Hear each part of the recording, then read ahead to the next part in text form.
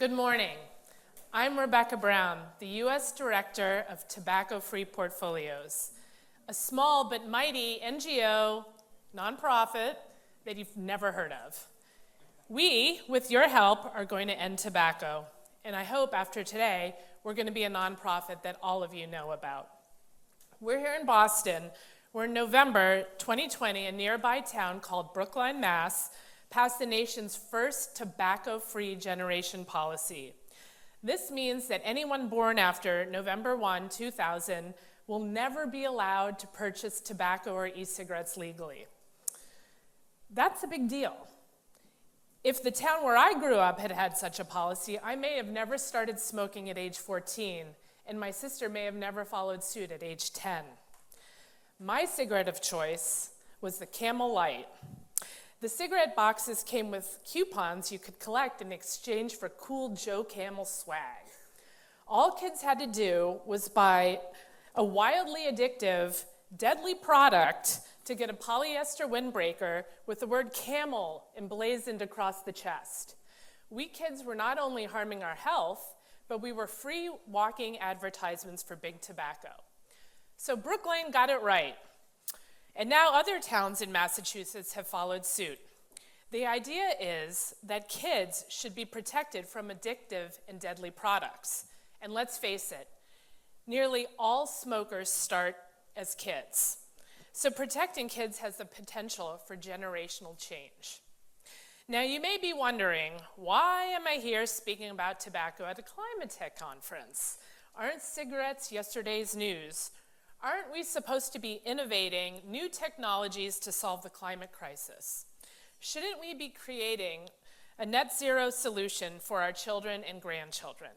The answer to all those questions is a resounding yes. So let me tell you why achieving all those goals is dependent on action on tobacco. First, let's contemplate what the future looks like if things continue exactly as they are today. To start with, 8 million people every year will continue to die prematurely from diseases caused by tobacco, over 1.2 of which have never smoked. It's the secondhand smoke that gets them. If we don't change course on tobacco, cigarettes will continue to be the most littered item on the planet. Cigarette filters will continue to be the world's #1 ocean plastic, polluting our beaches, turning into microplastics, and entering our food chain. Yum. Think about that the next time you're building sandcastles with your kids on the beach. If things don't change, tobacco farming will continue to cause 5% of global deforestation. That's 1 in 20 trees chopped down for the production of tobacco products.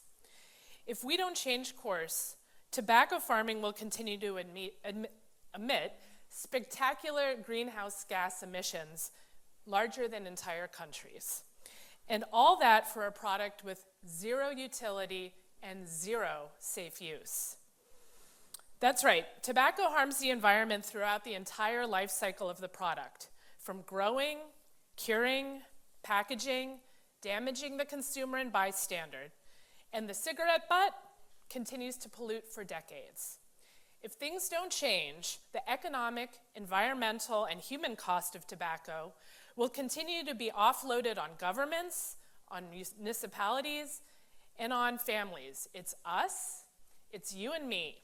We pay for the damage caused by these products, while a handful of companies internalize billions of dollars in profit.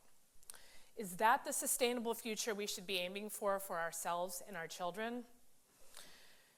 When we're talking about creating a better world, we need to look at all the levers available for us to pull. Common sense might tell us that it's not the best idea to finance a company that makes products that kill half the people that use them. Common sense might tell us that investing in a company that makes products designed to be as addictive as possible and appealing to children is not a great idea. Common sense might also lead us to rethink investing in companies producing vapes, relying on a business model that churns out hundreds of millions of units of single-use plastic at a time when the world critically needs to cut down on plastic. And who seriously thinks that marketing tutti frutti, fresh and fruity vapes to kids is helping end tobacco, rather than starting new addictions for millions of kids. So why do we continue to finance big tobacco? Mostly, it's by accident. And the origin story of tobacco-free portfolios illustrates that perfectly.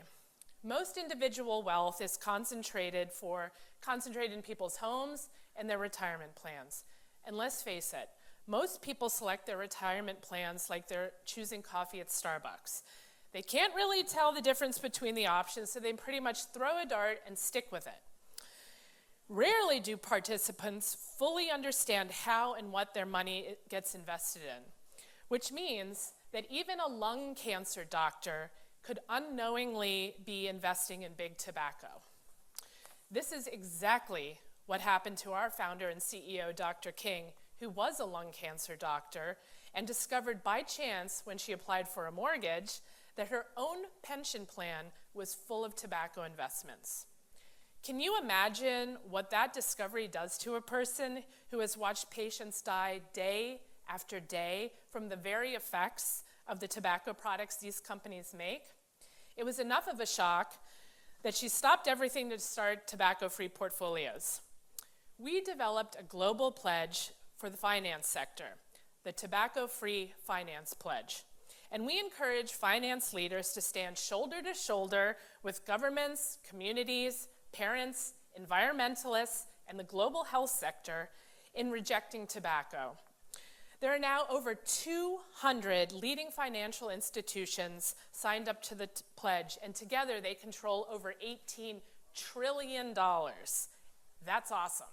It's a good start, but we still have a lot of work to do.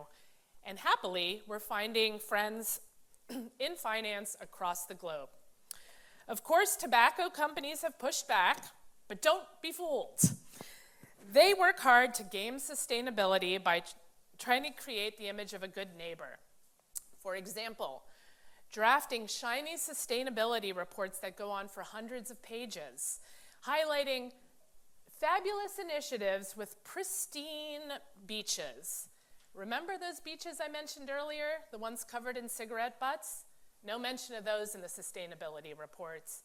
No mention of the number of people that have died by the use of their products or the children orphaned because of them. All the window dressing in the world doesn't negate the core line of business for big tobacco, which is, and always has been, the production and marketing of tobacco, a product that cannot be used safely. So, let's rethink where we invest our money. Let's rethink which companies we lend to or insure. Let's explore the multitude of green initiatives presented in Boston during this event and rethink how we understand tobacco.